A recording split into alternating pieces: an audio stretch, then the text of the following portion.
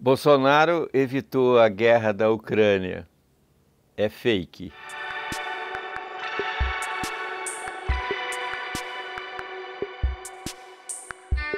O presidente Bolsonaro chegou a Moscou com 0 grau e foi confinado pelo presidente Putin. É muito interessante essa viagem para o presidente Bolsonaro, para ele perceber que existem países que existem leis, normas, respeito ao ser humano, respeito à sociedade. É muito interessante isso, para ele verificar que países existem no mundo com esse nível de civilização, esse nível de desenvolvimento humano. A viagem de Bolsonaro à Rússia foi um convite, e ele foi como presidente da República, representando o Brasil, até Moscou, para o convite especial de Putin, numa das últimas reuniões dos BRICS, que é a reunião dos países do Brasil, da Rússia, da Índia, da China e da África do Sul. A viagem de Bolsonaro é oportuna também para fortalecer a sua campanha política aqui no Brasil. Na verdade, é interessante mostrar essa força mundial de ligações, relações internacionais. Isso fortalece o candidato. Bom, a viagem em si não teve resultado nenhum, apenas para tirar fotografia para usar na campanha política do próximo pleito aqui no Brasil.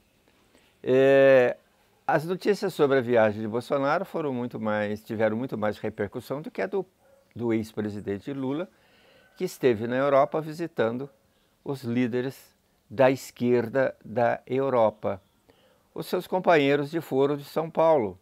Foro de São Paulo é aquele foro que foi criado por Lula e Fidel Castro em 1990, em São Paulo, num antigo hotel, um dos mais chiques hotéis de São Paulo da época, o Hotel Danúbio, que depois no fim foi à falência e foi ocupado pela turma do Boulos, pelo sem-teto.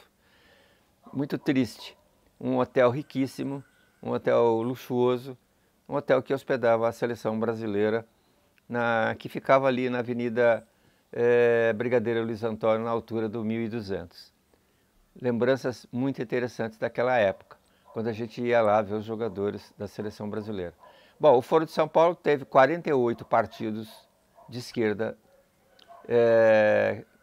e de 18 líderes mandatários de países da América e da Europa. O Foro de São Paulo foi criado exatamente para neutralizar as ações do neoliberalismo. Este neoliberalismo que trouxe a estabilização da moeda através do Plano Real, do qual o Lula se aproveitou, né, deste fato da queda da inflação, da valorização do dinheiro. Foi a época do Danone e do frango, quando a sociedade não se alimentava desses dois produtos, que eram produtos de elite.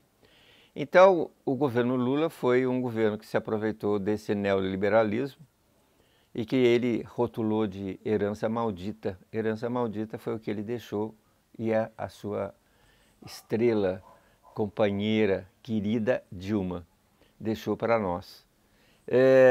Com uma dívida pública próxima de 100% do PIB, idêntica às crises na Europa da Espanha, da Itália e da Grécia. Esse foi o resultado desse período da história do Brasil.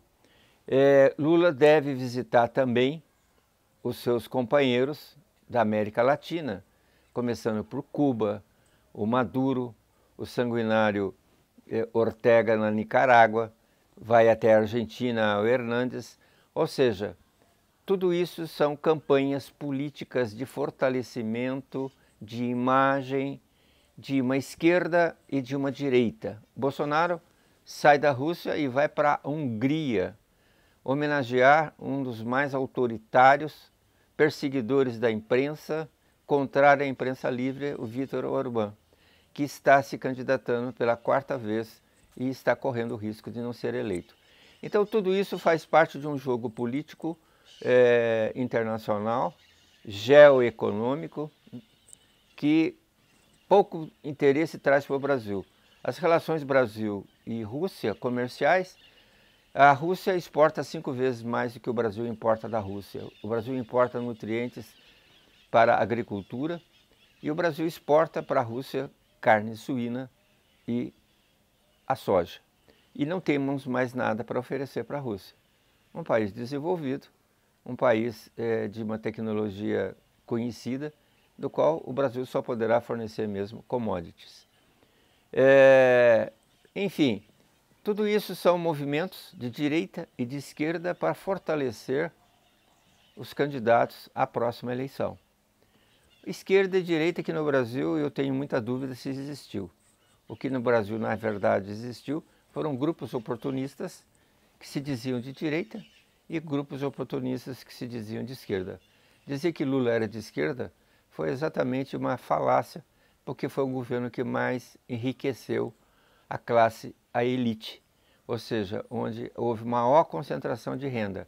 Ou seja, aquele perfil que ele queria fazer igual ao Getúlio, do pai dos pobres, só que Lula foi o pai dos pobres e a mãe dos ricos. Enfim, tudo isso é política, tudo isso é movimentação, mas os problemas do Brasil aí existem e continuam. Não é com viagens internacionais e nem com apoio simplesmente para fazer figuração, tirar fotografia. Brasil, pátria amada, sempre enganada.